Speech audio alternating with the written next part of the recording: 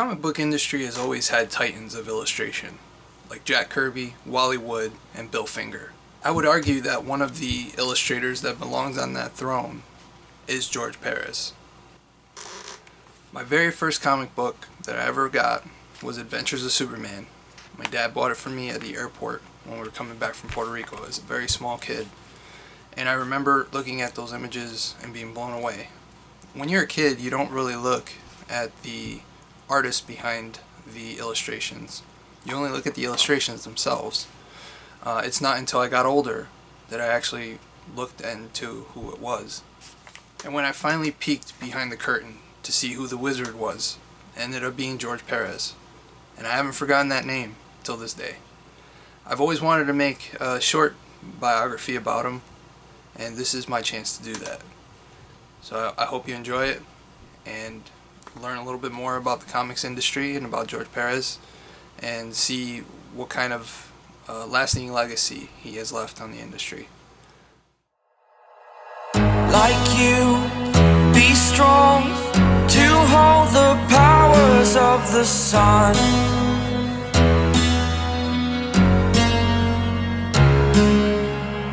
To dream, believe in strength. Now I'm the only one, only one.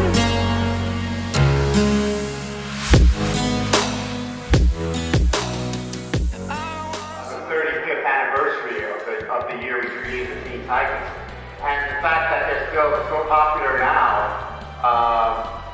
is something I never expected. I mean, I thought the book was going to die after 6 issues because I didn't think it would sell. And of course, I'm so grateful that I see a few young people here. They come young ladies dressed up as Raven, and that's become a very popular character. I think it's because of the cartoon series.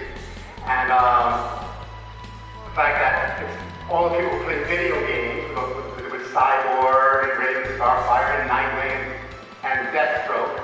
I said, wow, you guys make money for that. Thank you for that. You know, I'm so grateful that the Teen Titans did so well that I meet people of all ages who love the Titans. People who are as old as I am and are older, and people who are young enough to be my grandchildren. And one of the great things about George Perez was born in South Bronx, New York City, on June 9th, 1954. George Perez's first pro gig was as an assistant for Rich Buckler, another titan in comics. He made his first penciler debut in Astonishing Tales number 25, doing a satire on Deathlock.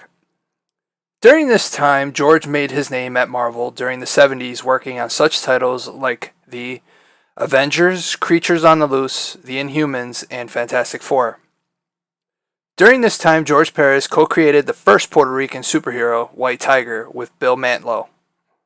As a fan of the Justice League of America, George Perez started to work for DC Comics, with aspirations to get on the title, which seemed like a good fit for Perez, having worked on Avengers. While he did work on JLA, he was popular with Teen Titans. George Perez was known for fitting a lot of detail in one page of artwork. In today's world, where comics are known for more splash pages and maybe 6 panels of art, George Perez would stretch that limit to that limit. This would be instrumental on his next project, Crisis on Infinite Earths. In the mid-80s, DC's continuity was all over the place, especially with the acquisitions made from rival companies like Charlton Comics. In order to streamline the DC continuity, they created the ultimate crossover event, something that is commonplace in the business now.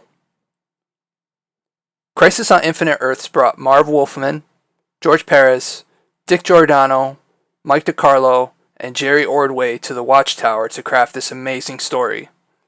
The plot of the book centered around the Anti-Monitor and a counterpart of the curator of the multiverse, the Monitor. The Anti-Monitor starts to destroy the multiverse one universe at a time. This causes the heroes of all these different universes together to fight the Anti-Monitor. This is just a Campbell's soup can version of the story. I highly recommend picking this book up to get the whole gist. With the release of Crisis, it brought a new celebrity to George Perez. This opened the door for further work on other titles like the rebooted Wonder Woman, which he is very notable for, New Teen Titans, and my personal favorite book, Superman. He would stay on various versions of Superman books, including Action Comics and Adventures of Superman, until his departure.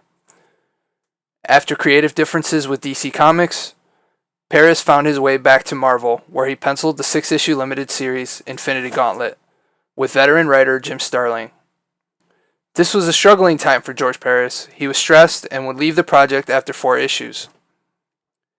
He would bounce between indie publishers like Malibu Comics and would be known around the industry at the time as someone who could not finish projects. During the 90s, he would bounce around projects until he found himself with The Avengers, once more written by Kurt Busiek. He would stay on Avengers for 3 years when he was brought on the series JLA Avengers Crossover. This brought characters from both DC and Marvel together in a huge crossover. Though his art on the project would not be published until the hardcover release of the book in 2004. Taking a stab at creator-owned projects, George Perez created The Crimson Plague, which was unfinished due to the high cost of self-publishing at the time. This was a time before Kickstarter or Indiegogo.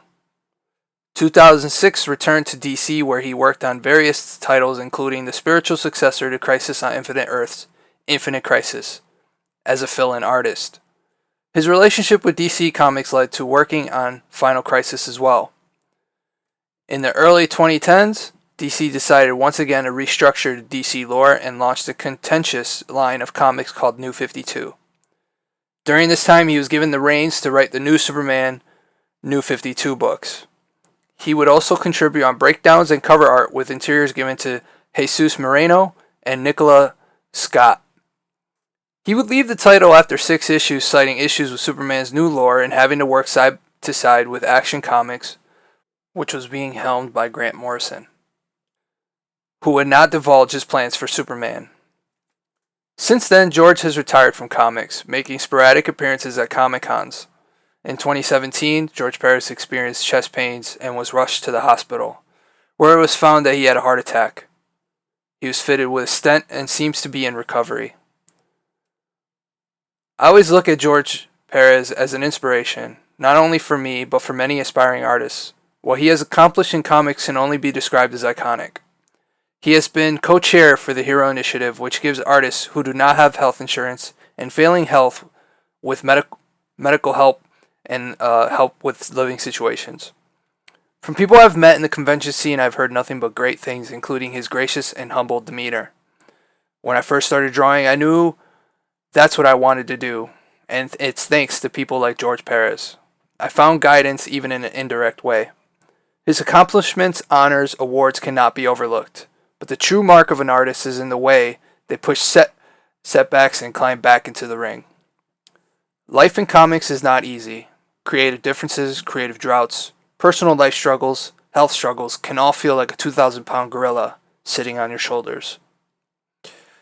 It is what you do with these struggles that make or break you. George Perez will always be a titan in my heart. He has shaped the very essence on how I approach comics. I wish George the very best and hope all you enjoyed this brief look at George Perez. Thank you for watching. Exhibition space, everything on their part to make it successful, because I figure I will have done everything that good faith could possibly have asked me to do.